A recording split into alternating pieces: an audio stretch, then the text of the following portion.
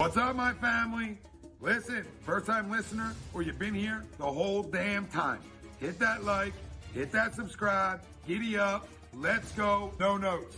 That's my baby. That's my baby. We're going at it at 110%. I just want 5 minutes of happiness, please. Just give me 5 minutes. And they scored! They did it! Slap. What the hell was that? Oh, yeah!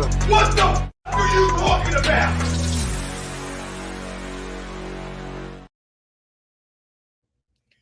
Well, it's going to be hard to follow that. Aloha, everybody, and welcome to another exciting episode of the Birds Report podcast. We have a great show for you today with our special guest, Brian Baldinger, who I'll bring on in just a second. Big week for the Eagles. The journey back to the Super Bowl begins this week in Foxborough, Mass, when they play the New England Patriots at Gillette Stadium. We're going to be breaking down that game with our guest right now. Baldy, welcome to Birds Report podcast. Well, Domo, it's good to be with you. Good to see you. Good talking football with you. We've been doing this a long time in one format or another. So, I'm like everybody else, honestly, in America right now, Paul. Like, we're chomping at the bit. We want to kick things off tomorrow night in Kansas City, and we just want to get into our weekly little schedule of football watching, whether it's college, pro, the variety of shows that happen during the week. We're ready to get this thing started, I think, as an entire country. Well, it got started for you pretty well on Saturday when your alma mater, the Duke Blue Devils, kicked the crap out of Dabo Swinney and the Clemson Tigers. I don't think they're going to have goalposts down at Wallace Wade Stadium any longer. I think they're gone for good right now, Paul. That was some rushing of the field when that happened. I actually haven't seen a crowd at Duke like that. I don't know the last time I saw it. I mean, honestly, I don't think that happened like that during the Spurrier era. A couple other eras that were pretty good for a while, but I don't remember seeing anything like that. Tell you what, that kid, Riley Leonard, that quarterback, looks like the real thing. Well, he could be the next Daniel Jones. I think he's well coached. I think he's got a lot of going for him. That's a good team that they beat and went up and down the field on. He certainly looks the part. So, that evaluation for those quarterbacks, that's usually about a 4-month process whenever they declare. And sometimes we get it right, but oftentimes we get it wrong. But that will happen in due time. But certainly got off to a good start last week. Baldy, let's get into Sunday's Eagles-Patriots game. Patriots have missed the playoffs 3 of the last 4 years. They did not play very well offensively last year. They struggled. Mac Jones struggled. The entire offense struggled. They brought in Bill O'Brien now. What do you think we're going to see from that offense on Sunday? With the addition of Ezekiel Elliott to go with Ramondre, it looks like they're going to play some ground and pound, I guess. Is that what you think we're going to see a lot of? If they can. I mean, it's hard to run the ball, Paul, if it's 3rd and 7. It'd be hard to, I have real question marks about their offense. I did last year, the year before. I do now.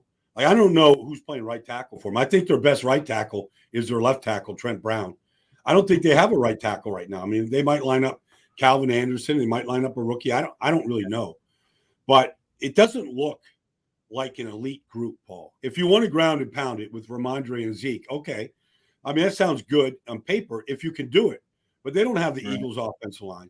They don't have the Chiefs offensive line. They don't have the Lions offensive line. And those are, teams that have the ability to do that. But I just don't see what they have up front to play that style of football right now. And I don't see explosive players on the outside that can change the game if the running game gets going. And so Ramondre is a really good player. I mean, he led the team in receiving and rushing last year. He might do the same again this year, which to me is never a good sign when your leading receiver is also, your leading rusher. But that's kind of, I think, where they're at right now offensively. Yeah. Now, the Eagles weren't very good against the run last year, but that didn't matter because their point differential in the first half pretty much made it academic. I mean, no team could run against them in the second half because they had to throw to get back in games.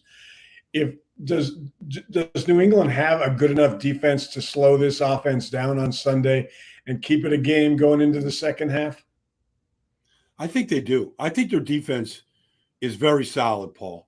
Like I would be like, I imagine, you could just draw all the ideas up. Okay, we're going to limit the rushing yards of Jalen Hurts. We're going to not allow the deep passing game to connect. I mean, you can draw it up like 1, 2, 3. Some of the things I'm sure Bill Belichick and what they want to do defensively right now, and they have a lot of the ability. Whether it's Judon or Uche. I mean, they have guys off the edge. It's kind of funny to watch them, Paul. Like, honestly, they haven't changed in 20-something years. I mean, they run the same twist stunts. They drop the same zones. They disguise things the same way, yet it still seems, even though they've been doing it over and over and over again, they still are effective at what they do. And so you have to basically hit them with big plays because they're just going to keep everything in front of you. And that mentality doesn't change. They have a lot of flexibility with a lot of safeties that they have. They use them, Duggar and Phillips and, Jalen. Like, they have a lot of flexibility in what they do with their safeties.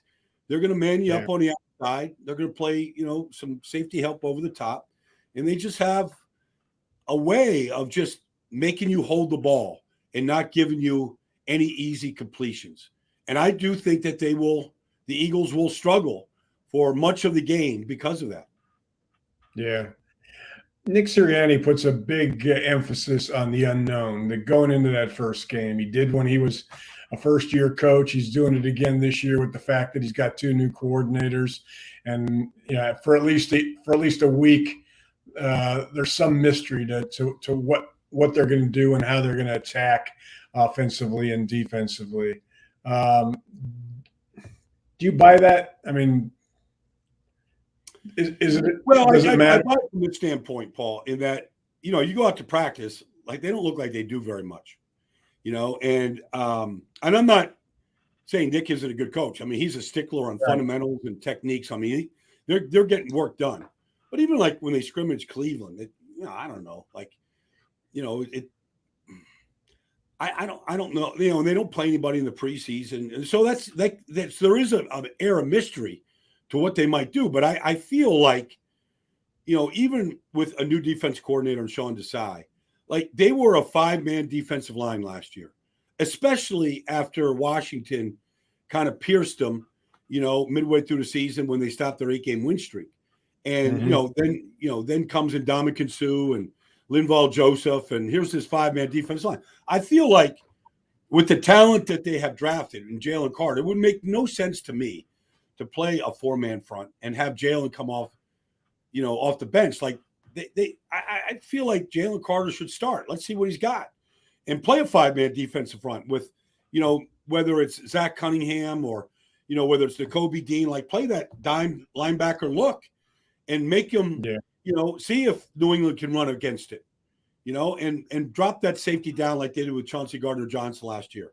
I mean, you can still play 2 linebackers, but I feel like they're going to line up in a 5-man defensive front and dare the Patriots to throw the ball against them, where they feel like they have, 3 good corners to line up and play, I think, an average receiving core of the Patriots. Yeah. Scheme-wise, I mean, what's going to be the biggest difference between what Sean does out there and what John Gannon did last year? Are there many differences? I just don't think, Jonathan Gannon took many chances, Paul. I don't think he blitzed much. I don't think he showed you zone pressures. Like, he just didn't see much. And I feel like Sean Desai, I think we'll see more blitzing. I just think you gotta keep it. You got to change things up for quarterbacks, and you got to keep them guessing up until the snap. And so I think more disguised defenses, more pressures, a variety of pressures. Like I know they've got good pass rushers, but I feel like sometimes that's good, and then sometimes it's good just to hit them with Avonte Maddox off the slot, full speed, right, and get quick pressure. So I feel like if there's going to be a change, it's going to be their ways of getting either quick pressure or free hitters to the quarterback. Yeah. Now, on the other side, with Brian Johnson, promoted from quarterbacks coach to offensive coordinator. I mean, I liked the hire when they brought him out of college and hired him as a QB coach. I mean, I think there's a good chance he could be one and done, and that he could be a head coach next year if this offense is as good as it was last year. I mean, tell me your thoughts on Brian, and do you think this offense will?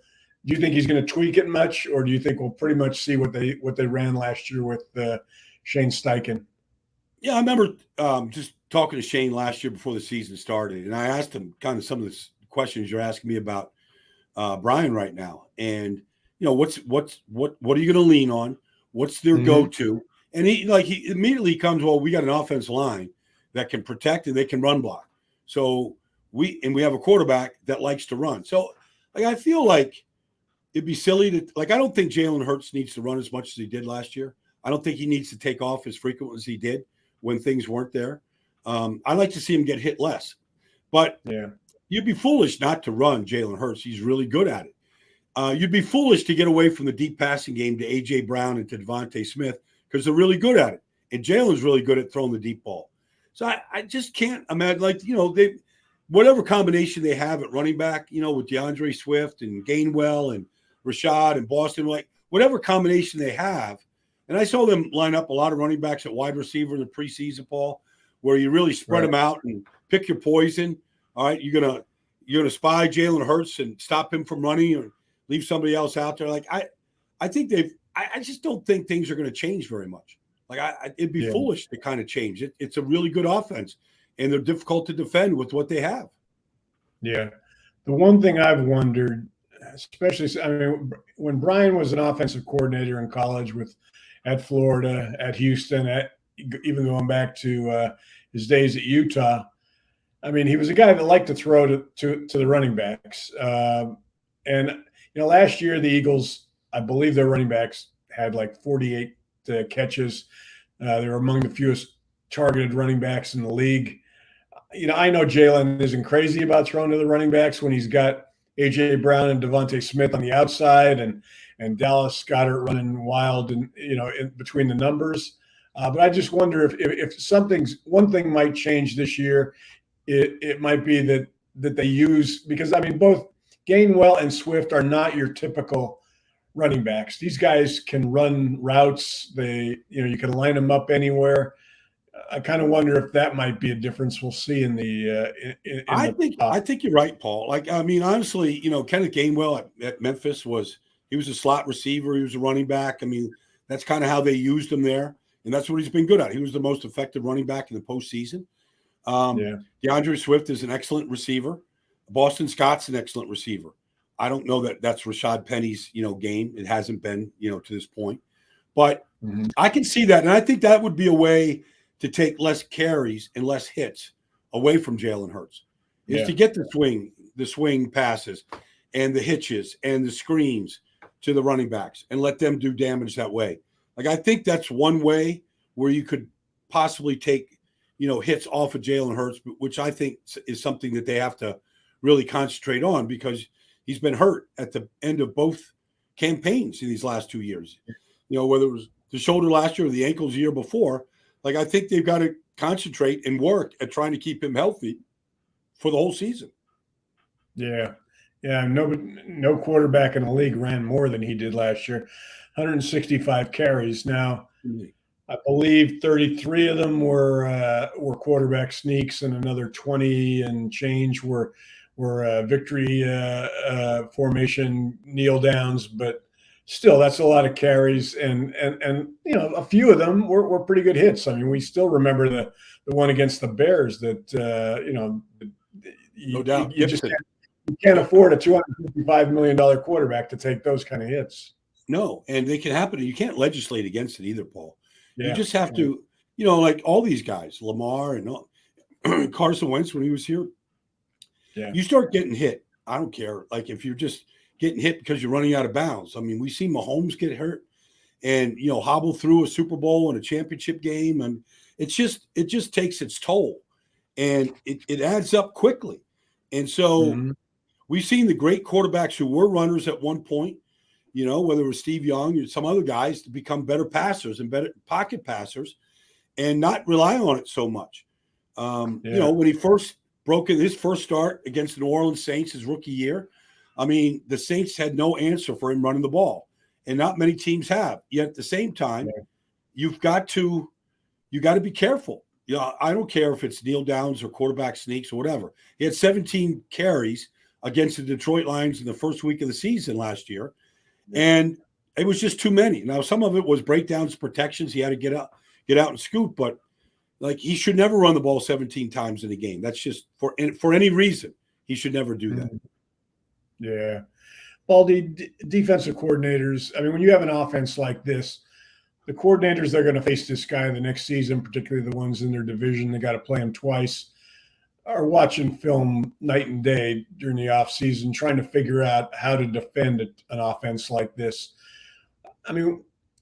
If you're Dallas, if you're the Giants, if you're Washington, what do you think they'll try differently this year against this offense to maybe slow it down? Well, the first thing, I've asked different defense coordinators just this question, Paul. If you count the postseason, I think Jalen ran for 18 touchdowns last year, and many of them were on just the tush push, right? I was surprised it wasn't outlawed. I would have outlawed it. I just think it's an unfair advantage. When I talk to the officials, Paul, about how they're going to officiate the play, they tell me, well, when he starts turning his shoulders, we're going to, okay. I hear the stuff that they say. It looks like an impossible play to officiate. When when the momentum has stopped. And so the first thing I would say, if I'm Dallas, if I'm New York this year, if I'm Washington, is what are we doing to stop this on third down and fourth down plays, especially if they do it in the middle of the field. They've got to come up with some answer to it. So that's the first thing I want to see. And maybe we see it this week with Belichick. Maybe he's the guy that says, okay, this is how you stop that play. Now, I don't know that there's a one answer, but I want to see some defense step up. And because all you have to do is get stopped once or twice, Paul, especially in the middle of the field. And all of a sudden you start rethinking that play. And it was teams lose games because they can't gain a yard, whether they're stopped at the goal line or short yardage stops. They lose games because of it. That's the first thing I would do. Then the other thing is the read option play where you're putting the belly of the back, it's ride, glide, decide. This should not be a difficult play to stop, Paul.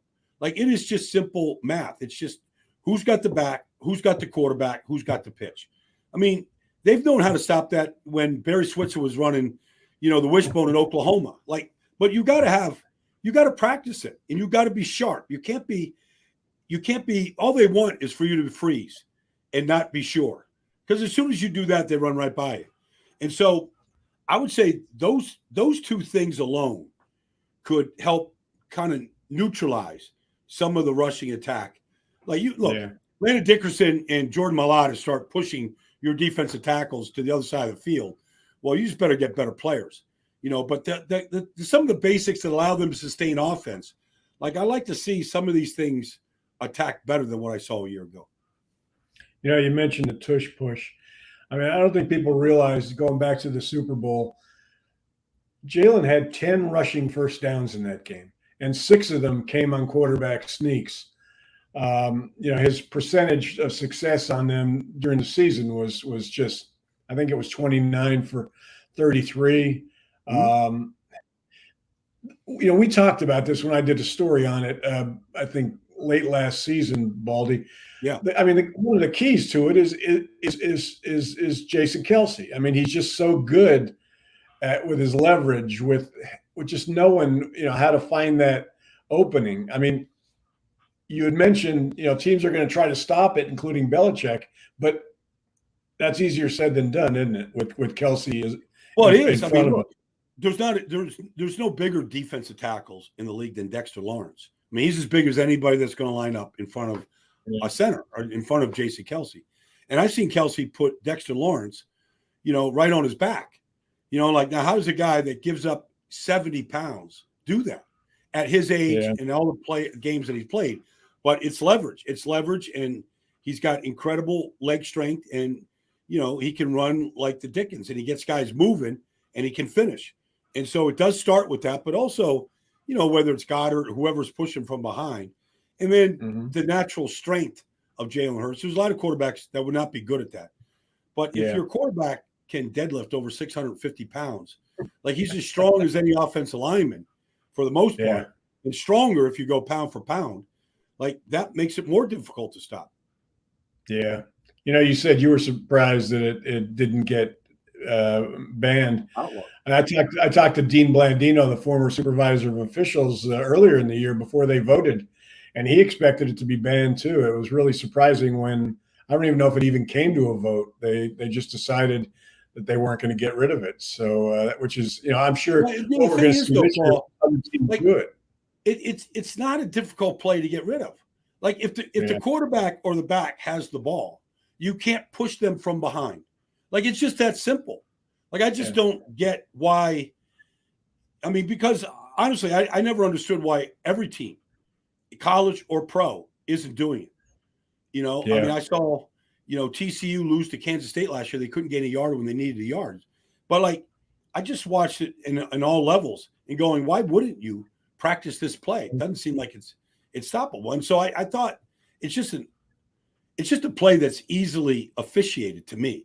You can't push the ball carrier from behind to get momentum or push. It would have been, make them earn that yard up front. Yeah, since it wasn't outlawed, if there aren't 32 teams doing it this year, something's wrong. I mean, well, so let's just say your quarterback is Aaron Rodgers, okay? You're the Jets, and you don't want Aaron Rodgers to do that at age 39. All right, well, go put Dalvin Cook as your quarterback and let him take the snap and do it. Put Breece Hall in that position and push them from behind. Like to your point, every team should do it. If your quarterback isn't particularly good or strong or doesn't want to take that hit, whoever that might be, then put somebody else in that position to do it. Yeah. Baldy, we've been talking about Jalen. His improvement last year was phenomenal. I mean, you look at the numbers, it's just incredible. Completion percentage, jumps, his passer rating jumps, deep ball throwing, everything. You can credit some of it to, A.J. Brown's arrival, but clearly this kid just got better. The question now is, can he still get even better? I mean, has he reached his ceiling yet? Or is there another gear that this kid can kick it into? No, I don't think that he's reached the ceiling, Paul. And I just remember, talking to him early on. He was disappointed in how he was coached. He was disappointed in how he was coached at Alabama. He was disappointed at how he was coached initially in Philadelphia. He wanted to be coached hard the way Jeff Stoutland coaches, Cam Jurgens or Jordan Mailata. He wanted to be coached that hard. Now, he will, like a lot of quarterbacks, he will brush up against Nick and some of the things that they're telling him to do, but not to defy them, not to say that you don't know what you're saying. It's just that maybe he sees a better play or a better opportunity to do something at the line of scrimmage, which a lot of quarterbacks have that freedom to do. But he always wanted to be coached hard. And so all the things you just mentioned about how he improved, I think was evident to everybody. But I just think, the tight window throws, more anticipation, more trust with certain players. He's got some new receivers, that he can throw to. I still believe that, that they're the way that you play, the more that you could see pre-snap, getting out of a bad play, getting into a better play, taking advantage of a matchup. Like, I think all those things can be improved upon. And I would be surprised if there isn't another, maybe not the quantum leap that he took this year, but I do think that there's more leaps that he's going to take. Yeah. One thing that I still remember from the Super Bowl, Baldy, had nothing to do with any of the plays he was involved in. It was after the game when all that red and white confetti is falling down after the Chiefs have won the game. Eagles are off the field. Jalen's standing there. He wants to remember that. He wants to remember what it feels like not to be his team and not his confetti falling down on him. I mean, you don't see too many guys that have the wherewithal to do that. Oh, he's on a mission. He's just on a mission, Yeah. Paul. And every once in a while we see players that sort of, defy the position or the maturity or whatever. Like he's just that guy. He's not going to be happy till he wins one. And when he gets one, he's not going to be happy till he wins two. He's just going to stay driven. And some guys, like I can relate to it. For him to be in that and going, because nobody's going to remember that they were up 10, at halftime of that game. All they're going to remember is the Chiefs are the Super Bowl winners. They might remember that, a fumble of his, got picked up and run back for a touchdown. They might remember a play like that. Maybe that's the difference. Who knows? But he'll remember not finishing that game the way he wanted to finish and to get his first. And so he'll be driven by that. Yeah. Got to ask you about that offensive line. Best in the league, right? I mean, 2 Hall of Famers. Jordan Mailata, incredible. They've got a rookie and nobody's concerned. I mean, they think he's, because of the way he's been coached by Stout, that he'll end up being as good as anybody. I mean, is that the best line in the league? I think so. I think it is. I mean, there's some other good ones out there. Kansas City's good. We got to see what the 2 tackles look like. We got to see Detroit. I think Detroit's is good. I don't think anybody has the combination that the Eagles have, Paul. The ability to run and run on the perimeter. We've been watching Kelsey do it forever. But Lane Johnson, Mailata can run from one side of the field to the other. Just look at the highlights of him playing rugby. They can flat out run. Then they can move you. Like there's some teams that are really good at zone stretches and they don't really move the line of scrimmage. They just kind of stretch it. Yeah. The Eagles can move you off the line of scrimmage. They can protect as well as anybody. I don't know that there's a better, more powerful left side of the line in Dickerson and Mailata. They also just happen to be the best friends. One was the best man in the other's wedding this year. Both got married this offseason. There's Jordan Mailata, the best man for Landon Dickerson. I mean, just, they enjoy, offensive lines, they should step on the field together, walk off the field together, do everything together. And that this group does. They're united. Lane just sits around and listens to the young guys laugh and have fun and knows that at one point he was like that. Now he gets to be the veteran and sit back. But I think they're the best because they're the most versatile right now at all the different things that they can do. Cam Jurgens is going to be starting at right guard, but he's playing between 2 future Hall of Famers. You've watched Cam closely. Any doubt that he's not going to be able to step in and play well? Well, he's following in the shoes of Brandon Brooks and Isaac Seumalo. Now, there's a stretch there, I don't know, 6 years, 7 years, Paul. Right. Those guys playing next to Lane Johnson and next to Kelsey, like you could say that combination of Brooks and Seumalo with Lane and Kelsey was as good as we've seen. Now, Cam Jurgens has to go do that. Now, he's not as big or as powerful as Brandon Brooks or Isaac Seumalo, but he is very, very strong. Like I've been told, like weight room strength, he's as strong as anybody up front. So, because he's not as big, and I think Lane would love to. He enjoyed playing next to Brandon Brooks at 350 or 360, and Seumalo would get up to 340, 350. He liked that big guy inside next to him. Now, Cam isn't that kind of size, so we got to see how that looks. But everything that I've heard so far, we haven't seen him play yet, but everything we've heard is that he's going to be able to hold down the spot. Now, if something happens to Kelsey, God forbid, he goes there. Probably Tyler Steen goes in. There could be some change ups there. Anytime if you have to throw a rookie in there. Yeah. Mailata. I don't want to say he played poorly last year, but he slipped a little. He wasn't. I thought he played much better the year before. What did you see from him last year? Well, I think he's, I think he's still learning the league. I think he still is learning that even if he's in good shape against a good player, like the play's not over until the ball's gone. And I just think he not let up. I don't, because that makes it sound like he quit. He doesn't do that. But I just think he's got to be cognizant, a body, like a clock in his head, that the play's not over yet. And I think there were some plays last year that I would say, you can finish better than when he finished, Paul. And so some of it is, like he's been healthier now. I know he got hurt against Jacksonville last year and missed a game or whatever, but he has been healthier because he's played heavier.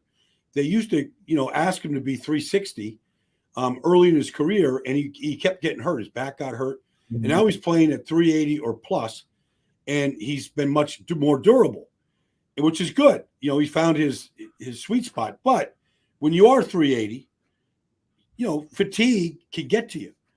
Fourth quarter games, into those long drives, like that can wear you down sometimes. And I just wonder if at 6'8", 380, if that doesn't happen to him. And I can't speak for Jordan, but I you're asking to go out there against the most athletic guys in the business that could beat you in a variety of ways, to be as energetic in the fourth quarter or overtime as you are in the first quarter. Maybe that's what you have to expect right now. Yeah. Well, let's move on to the rest of the league. Let's move on to tomorrow night's game. I mean, what a way to start the season. I'm kind of surprised they didn't open with the Chiefs Eagles, but Chiefs Lions is going to be a pretty good game. You looking forward to it? Yeah, I am. I'm looking forward to it because here we are. We're taping here, Paul, on Wednesday evening, and as of right now, it doesn't look like Jason or Travis Kelce's going to play. And I remember last year going into week one, I did the Chiefs against Arizona, and the whole offseason was, well, the Chiefs can't overcome the loss of Tyreek Hill, and they scored 42 against Arizona that week one game. They could have scored 60, Paul. They literally took their foot off the pedal in the fourth quarter of that game. Like, they didn't miss a beat. And as good as Travis Kelce is, Mahomes is just that much better. And Mahomes and Andy Reid is just that much better. Like, they're going to move the ball. Like, I know Detroit has a lot of new pieces. They got new corners of safety, new linebackers. Like, I know they've got new pieces defensively. But they weren't a very good defense last year. They improved as the season went on. Like, I don't think Kansas City is just going to go, oh, no Travis Kelce, we don't know who to throw the ball to. Like, the ball's going to receivers. And when Mahomes moves, Sky Moore, like whoever, they're going to move. Maybe they have to throw it to Jet McKinnon more or to Isaiah Pacheco more. Maybe they do more of that. But Andy Reid will adjust. We just know him too well, Paul.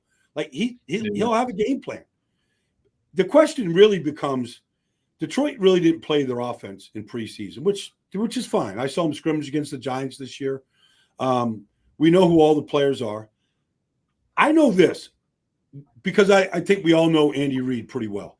Nobody runs a harder training camp than Andy. Nobody gets a team better prepared to play. Like, I don't think the Chiefs need to wait till the third quarter to figure out what to do. Like, they're going to hit the field knowing what to do and how to move the ball. I just wonder if Detroit can do that week one. Like, the hype is there, maybe deservedly so. Show me what we know Andy Reid and Patrick Mahomes can do. Come out of the tunnel, throwing it like they're going to throw it, and execute the way we expect them to execute. I don't know if Detroit can do that. Maybe they need a few games to get into a rhythm with new running backs and trying to build a rhythm with an offensive line. I know the Chiefs can do that. What do you see Dan Campbell trying to do there? I mean, they go out and they let Swift go. They bring in David Montgomery. They use a first-round draft pick on Jahmyr Gibbs. I mean, is this a team that wants to pound the ball down your throats? I mean, Goff is coming off last 9 games last year. I think he had 15 touchdowns, 0 interceptions. So, I mean, he was hitting his stride.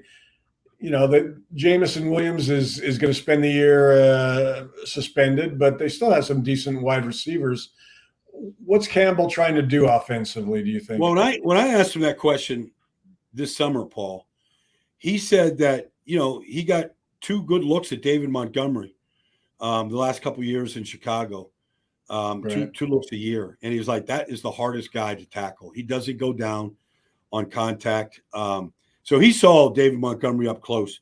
And even though Jamal Williams ran for 17 touchdowns, and DeAndre is a quality back, he thought David Montgomery is what I want. And then when he saw Jahmyr Gibbs, like, the speed and the versatility at Alabama last year, and even going back to Georgia Tech.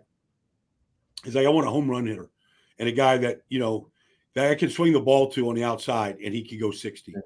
And I think was the decision to let DeAndre Swift and Jamal Williams go. And we're going to go with these two different guys. You had mentioned earlier that, the Chiefs offense, with or without Travis Kelce, is going to be able to move the ball because of Mahomes. They're also not going to have their best pass rusher, Chris Jones, who's still holding out. What impact is that going to have on their defense? Well, the thing about Chris, outside of being the most dominant defensive tackle in the league last year, is he just has a great feel for when to take a game over. If you think about the AFC Championship game last year, like he hit Joe Burrow 5 times in that game, Paul. And on a couple of those hits, like Burrow's got guys open, and they're going to keep moving the ball, and there's Chris Jones. And it didn't matter if he was double, if they slid to him, if they chipped him. Like he has that ability to know when a game is in the bounds. And he's got the versatility to line up anywhere on the line. If he wants to go find the pigeon out there on that offense line, he'll go find him. But it's going to be a lot less difficult to execute Detroit's offense with Chris Jones not in the lineup. And there's nobody, they've got guys there, Najee and, Wharton, and they've got guys inside, but none of them can do what Chris Jones can do. So Dana can rush from the inside. They've got some guys. They're without Charles Omenihu as well.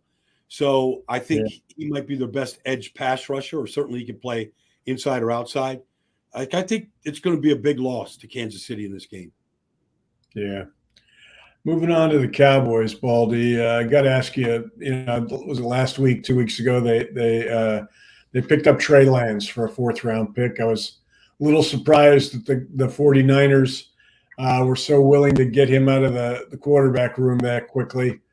Wasn't surprised, at least from knowing Jerry, that they'd acquired Trey Lance. What was your reaction to them picking him up? Well, my first reaction, exactly what yours was, Paul. Like, nobody has gone through more quarterbacks than San Francisco the last 5 years. And so nobody anticipates Brock Purdy or Sam Darnold getting hurt, but they've all been hurt. So what's the rush for a 4th-round pick? Why not just keep a guy that knows the system that you believe in? So let him run scout team, You could dress 3 quarterbacks now.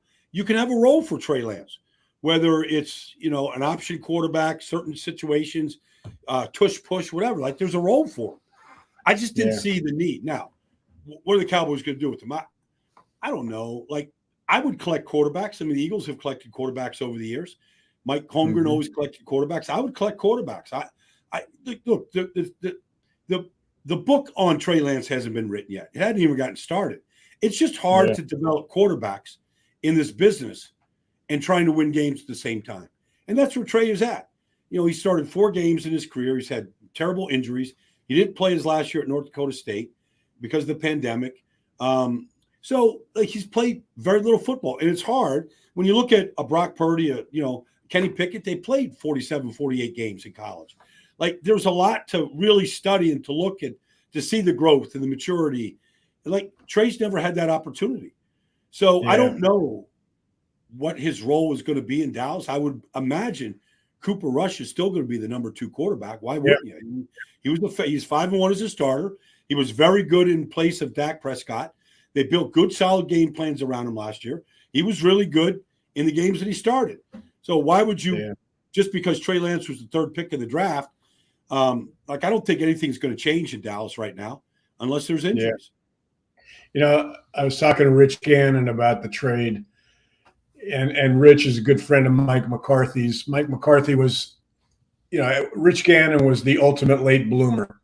Played in Minnesota, I think played a year in Washington, didn't really become anything until he gets to Kansas City when who is his quarterback's coach but Mike McCarthy. Right. And, he said he developed him. And, you can say what you want about Mike, but Aaron Rodgers, he turned him into, he was a talented quarterback, but Mike helped. They're in no hurry, it seems, with this kid. They didn't bring him in to replace Dak, at least not immediately. So it seems like if they're willing to coach the hell out of him for a couple of years and he can soak it up, that maybe in 3 years they got themselves a quarterback. Well, I mean, you look at Mike McCarthy's track record here, Paul. I mean, there's Joe Montana.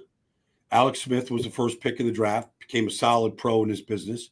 There was Favre, there was Aaron Rodgers, there is Dak. I mean, he's got a good track record of working with quarterbacks. And I think he's got a good demeanor to work with quarterbacks. He's not a laid-back guy by any stretch.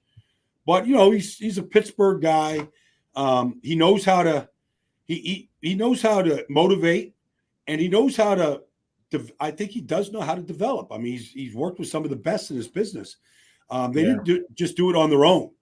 Some of it is game planning. Some of it is taking concepts and tweaking concepts. I've talked to guys that have played for Mike, and they'll tell you, like, he's a really good motivator.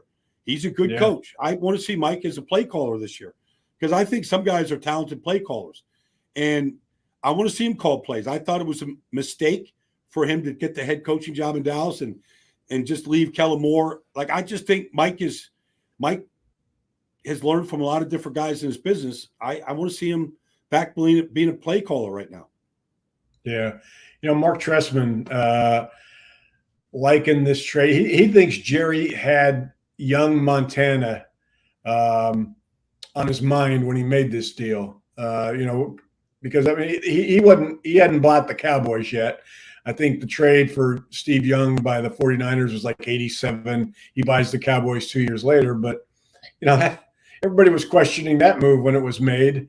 He ends up sitting for like 4 years and for the better part of 4 years in San Francisco.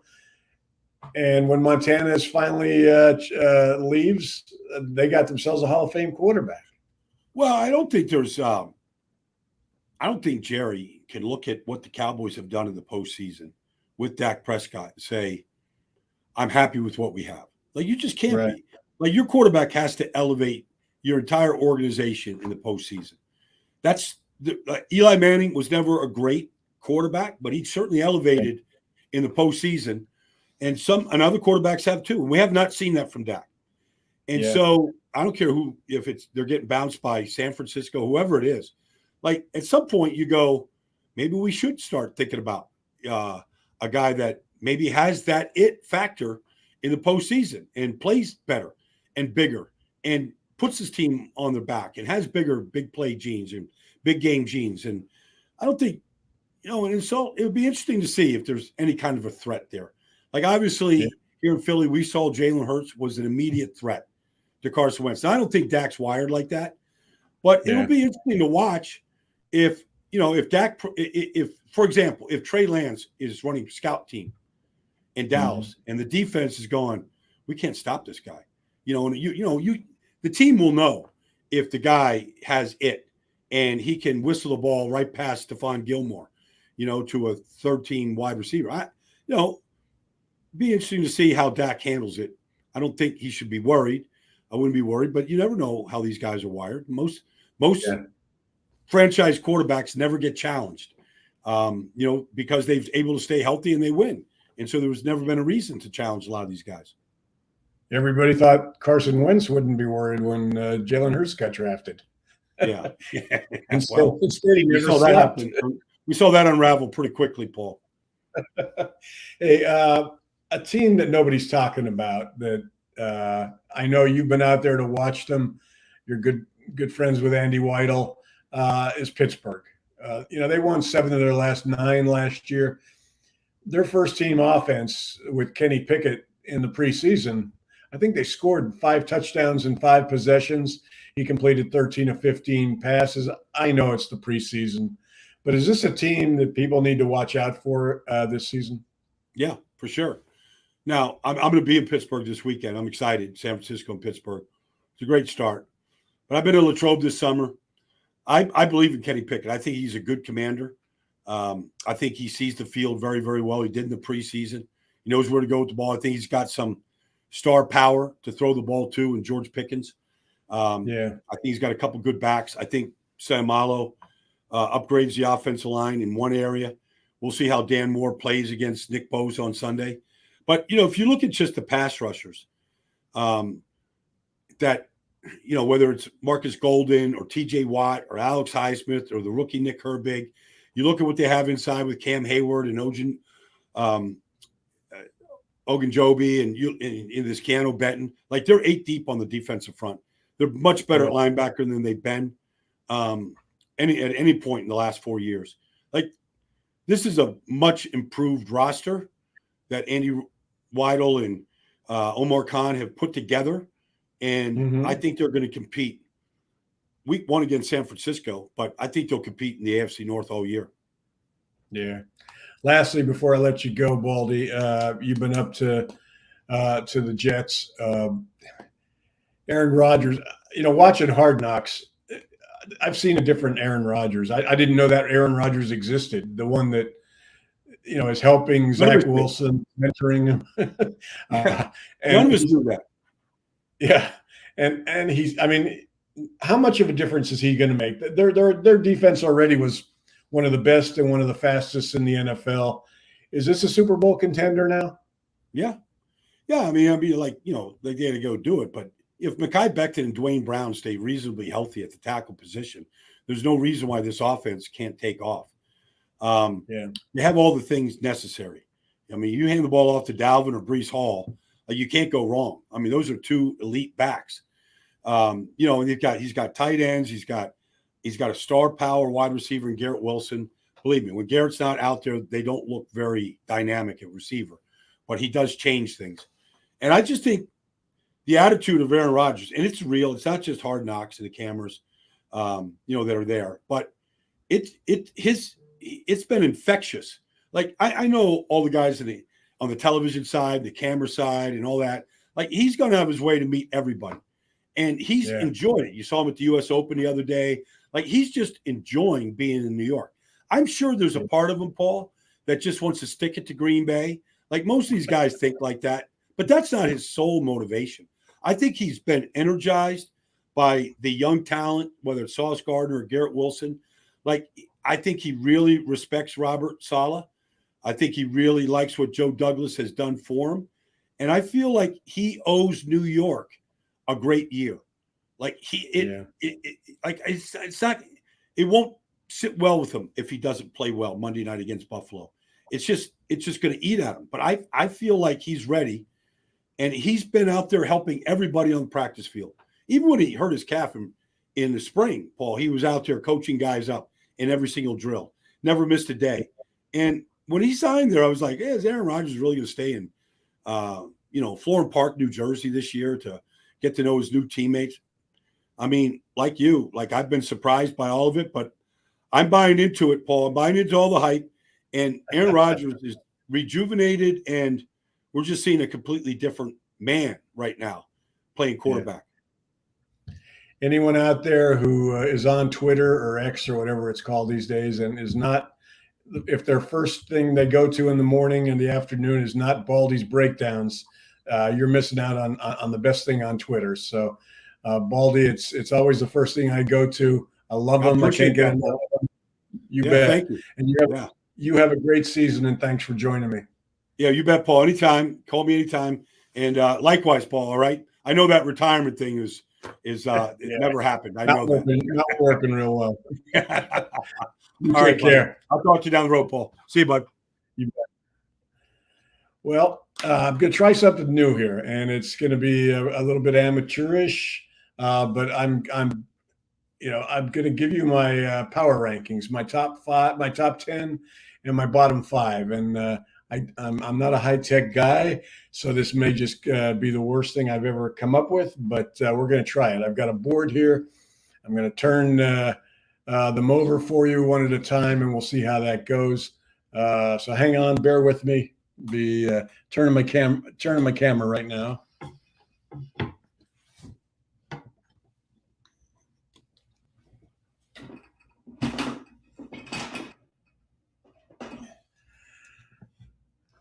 Okay, so let's start with number 10 on my top 10. And it's a team that I was just talking to Baldy about. The Steelers. They open this week against the 49ers. They finished strong last year, went 7-9. Kenny Pickett has looked good in the preseason. TJ Watt is healthy, so there's every reason to believe that they're going to continue to be one of the AFC's top teams this year. At number 9, we have the Lions, another team we talked to Baldy about. A team that also finished strong last year, missed out on the playoffs, but had a terrific season. Jared Goff played well, 15 touchdowns, 0 interceptions in their last 9 games. They drafted Jahmyr Gibbs and signed David Montgomery. So this is going to be a team to watch out for in the NFC North. Number 8, we've got the Jets.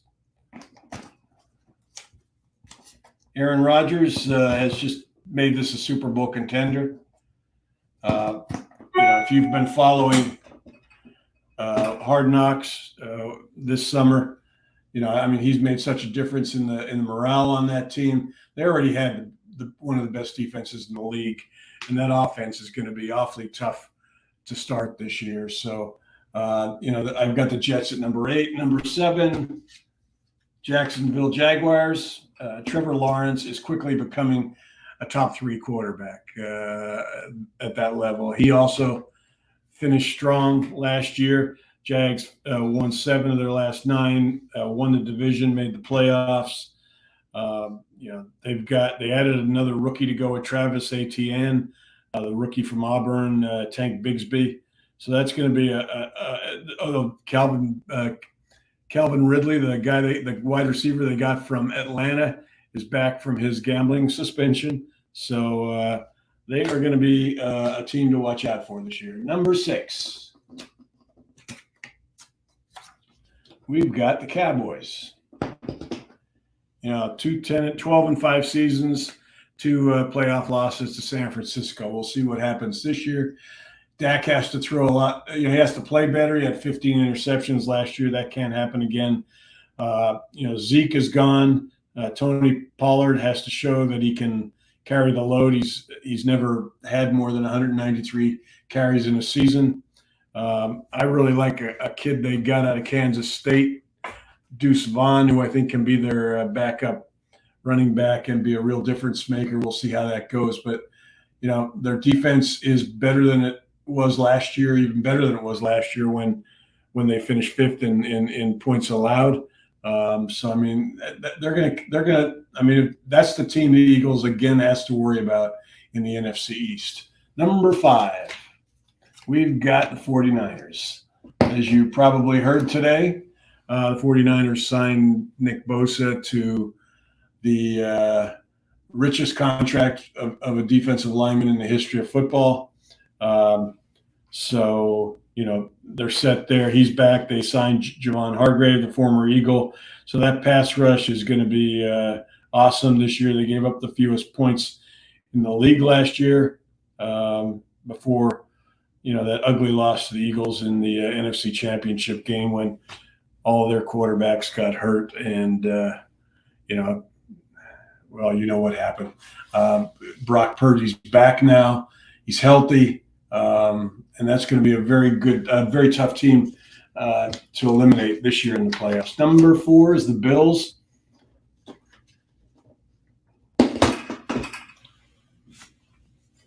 The Bills are at the Jets on Monday night. That's going to be a terrific AFC East battle, and we're going to find out right away what the Bills are made of and what the Jets are made of. Bills don't have Von Miller, who's opening the season on the PUP list. But their defense still is stout. They gave up the second fewest points in the league last year.